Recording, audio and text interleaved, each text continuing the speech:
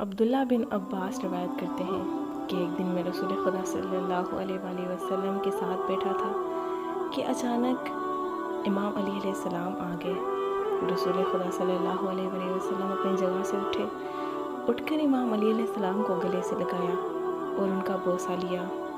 وہ کہتے ہیں میں یہ منظر دیکھ رہا تھا اور دل میں سوچ رہا تھا کہ رسول خدا صلی اللہ علیہ وآلہ وسلم امام علی علیہ السلام سے اتنی محبت کرتے ہیں۔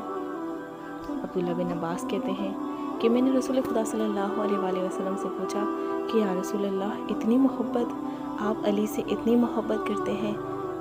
وہ کہتے ہیں اس کے بعد میں نے رسول خدا صلی اللہ علیہ وآلہ وسلم کو عرض کی یا رسول اللہ جتنی محبت آپ علی سے کرتے ہیں کیا خدا بھی علی سے اتنی ہی محبت کرتا ہے؟